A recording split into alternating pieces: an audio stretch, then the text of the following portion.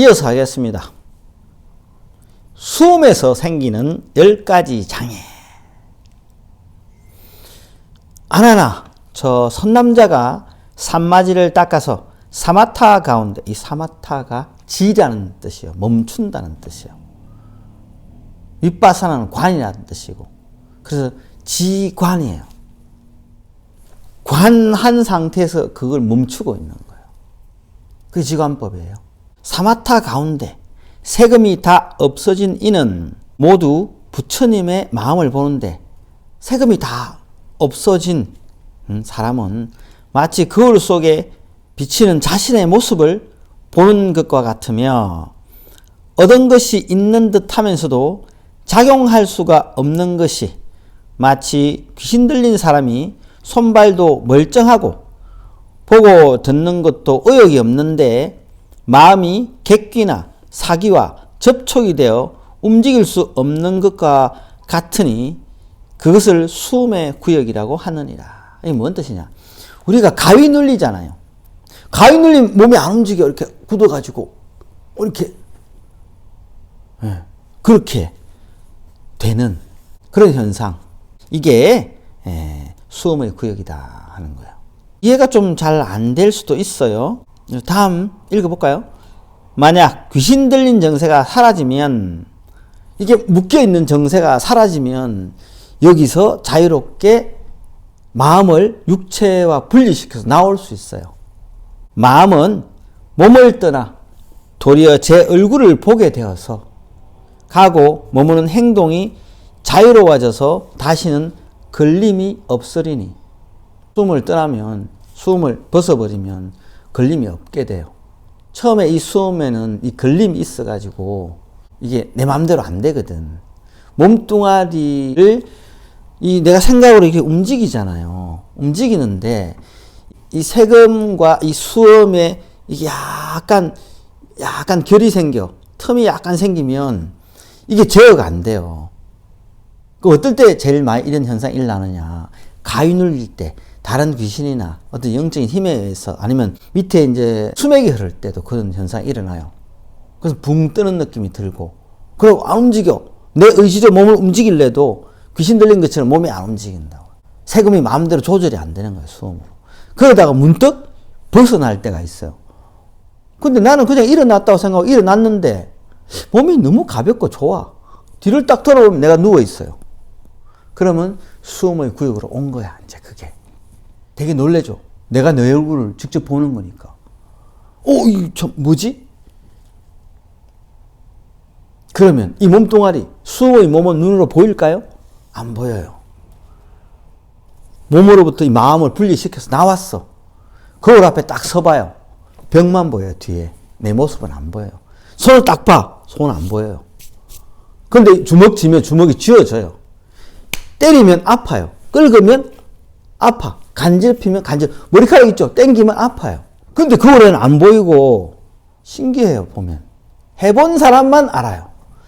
안 해본 사람은 전혀 몰라요. 말로 꾸밀 수도 없어요, 이거는. 그리고 처음 놓으면 적응이 안 돼서, 왜 몸뚱아리는 중력이 있잖아요. 중력이 당기기 때문에 걸어 다닐 수 있지만 수음은 중력이 없어서 당기지 않아요. 마음대로 못 걸어 다녀요. 공중에 막 떠다녀. 자유롭게 된 사람은 자유롭게 움직일 수 있지만 잠깐 그 구역을 간 사람은 잘 안 돼요. 수행하다 보면 잠깐 수음의 구역으로 갈 때가 있거든. 그럼 이런 현상이 일어나요. 이럴 때를 맞이해서 내가 깨달았다 하는 생각을 내면 안 돼요. 자, 이 걸림이 없어야 된다고. 없으리니 이를 이름하여 수음이 다 끊어졌다고 하느니라. 완벽히 걸림이 없어야 수음이 끊어진 거예요. 그 사람은 견탁에서 벗어나게 되리니, 이 오탁 악세 중에 하나죠. 그 까닭을 살펴보면 텅 비고 밝은 험한 생각으로 근본을 삼았기 때문이라. 그러니까 텅 비고 밝은 허망한 생각, 자아가 만들어낸 생각이지 성품을 기준으로 삼지 않았다는 거예요.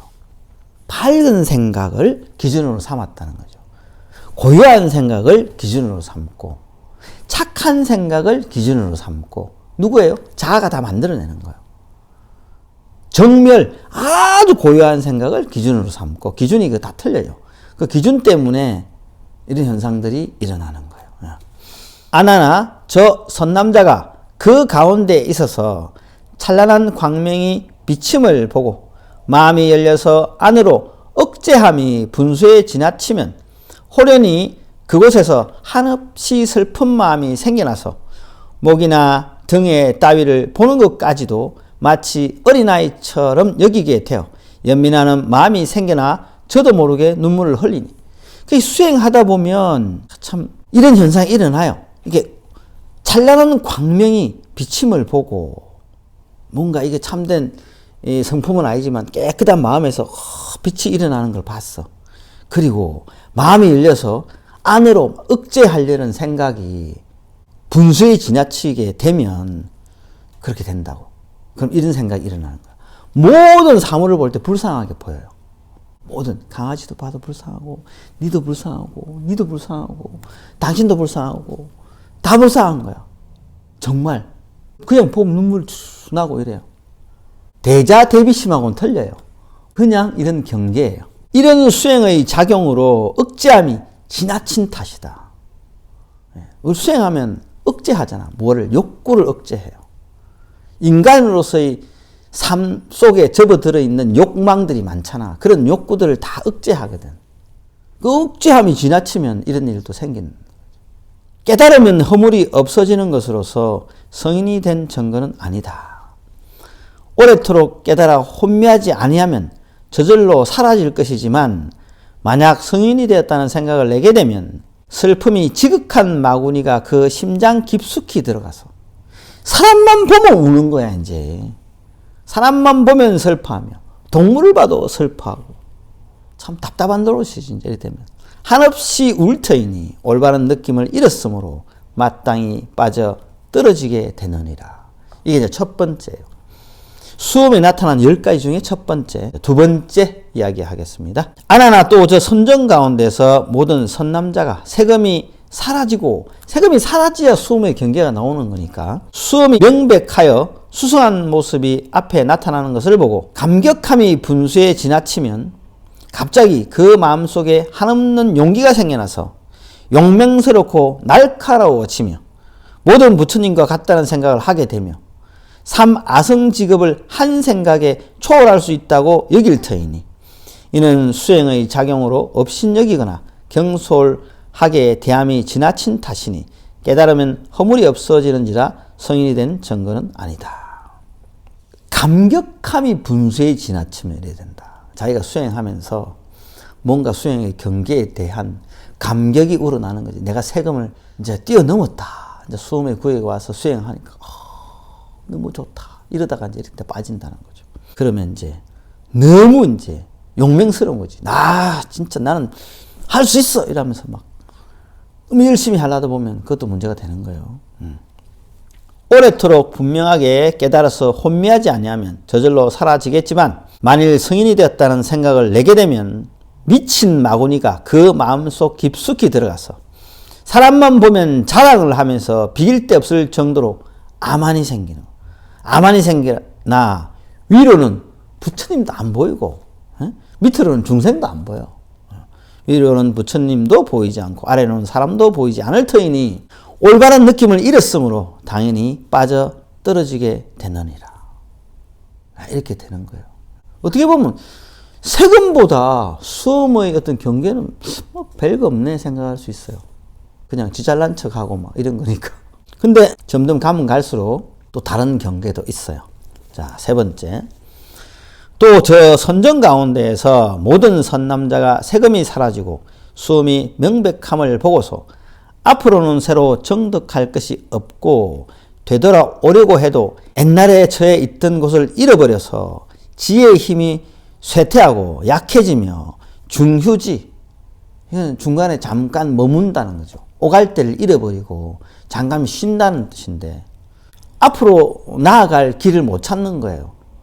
수행의 순서를 잃어버리고 그래서 앞으로 나아가지도 못하고 또 뒤로 가려니까 뒤로도 못 가겠고 어정쩡한 경계에 들어가는 거죠. 들어가 멀리 보이는 것이 없으면 마음속이 갑자기 크게 고갈증이 생겨나서 어느 때나 침울한 생각이 흩어지지 않아서 그것을 가지고 부지런히 정진한 현상이라고 여기리니 이는 마음을 닦을 때 지혜가 없어서 생기는 현상이에요. 스스로 잃어버린 탓이니 깨달으면 허물이 없겠지만은 성인이 된 증거는 아니다. 만약 성인이 되었다는 생각을 내게 되면 기억하는 마구니가 마음 깊숙이 들어가서 아침 저녁으로 마음을 움켜쥐고서 한 곳에 매달려 있으리니 올바른 느낌을 잃었으므로 당연히 빠져 떨어지게 되느니라.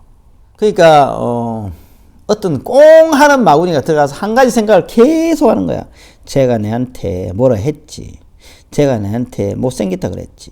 저거 안 되겠네. 계속 이제 한 가지 생각을 하는 거지. 뭔가에 꽂히는 거지. 참 별 이상한 경계가 다 있죠.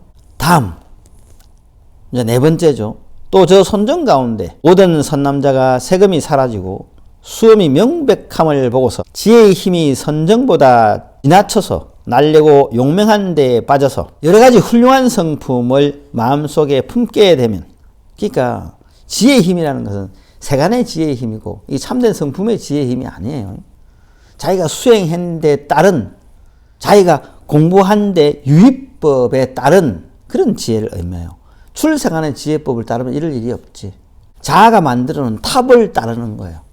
자아가 만들어놓은 생각을, 자아가 깔끔한 자아를 따르는 거지. 깔끔하게 수행했고 내가 열심히 수행했기 때문에 열심히 깔끔하게 착하게 수행했다는 생각에 따라가는 거죠. 그렇게 되면 훌륭한 성품을 마음속에 품게 되면 자기 생각에 노사나불인가? 내가 노사나불인가? 이렇게 생각해요. 내가 석가모니 부처님인가? 내가 관세음보살님인가? 자기 스스로 그냥 그렇게 착각하는 거예요. 왜? 모르지. 그냥 자기가 수행을 했으니까 결과가 나온 게 아닌가 하는 거죠. 왜? 모르잖아. 이런 경계에 대해서 몰라요. 가르쳐주는 사람도 없고. 그러니까 그냥 부처님 이런 건 아니까 대충 부처의 경계가 얼마나 높고 보살님의 경계가 얼마나 높고 이런 건 몰라요. 그냥 절에 다니다 보면 우리가 보살님, 부처님 내지는 보살님 뭐 크게 높게 안 봐요. 뭐 관세음보살님은 크게 높게 볼지 몰라도 뭐 다른 여러 조그마한 보살님들이나 아란 뭐 이런 거는 크게 대단하게 생각 안 하는 사람 많거든.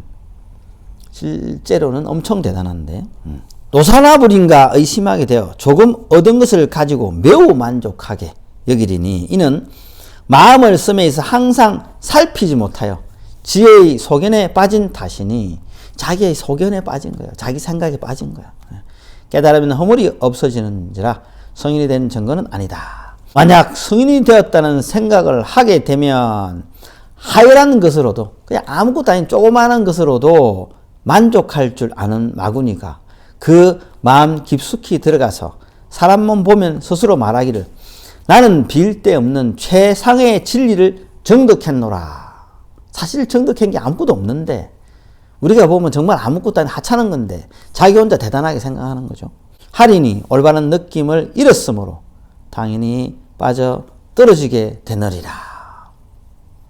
보통 정확하게 부처님 가르침을 받거나 무상이나 무의나 무아나 이런 공부를 하지 않으면 잘 몰라요.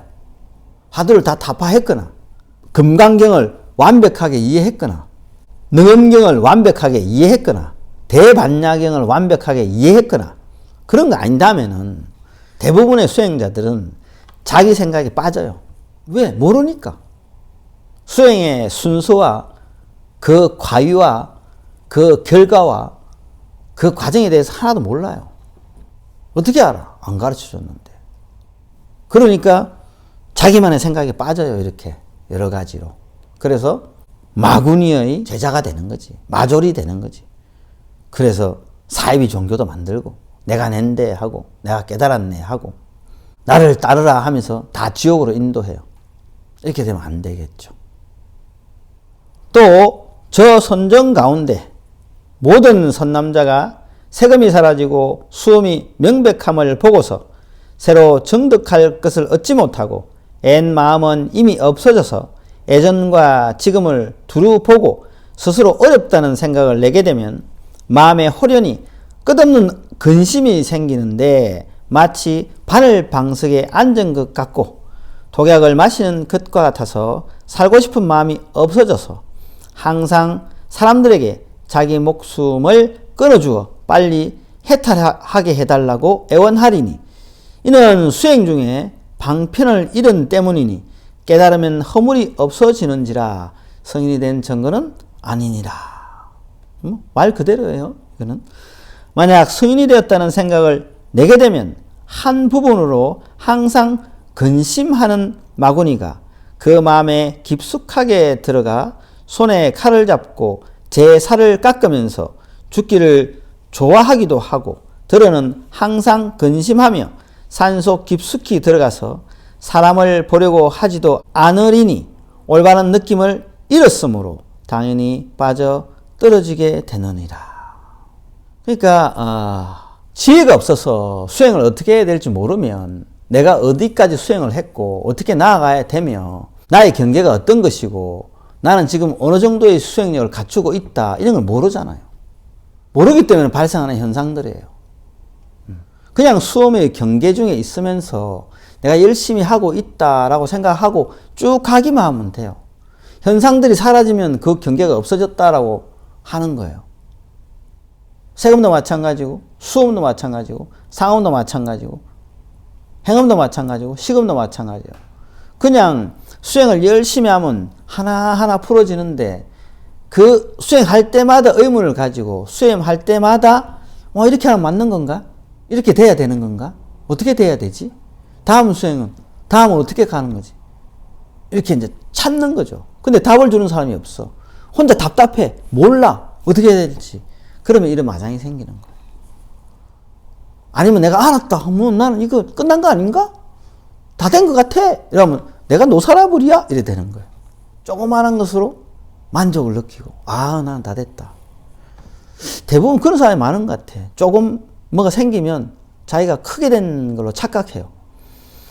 부처님의 경계를 너무 작게 생각해요. 부처님은 어마어마한 분인데 우리가 생각으로 가늠할 수 없을 만큼 위대한 분이거든요. 아라한만 해도 겁나게 힘이 많아요. 신통도 뛰어나고 할 수 있는 게 너무 많아. 근데 이런 분들은 힘이 없어요. 모르기 때문에. 수행의 경계는 정말 천차만별이고 여러 가지 현상들이 많아요. 잘 알고 수행해야 돼요. 모르고 수행하면 이러한 현상을 겪게 될 때 마군의 유혹에 빠져들거나 잘못된다는 거죠. 여기까지 하겠습니다.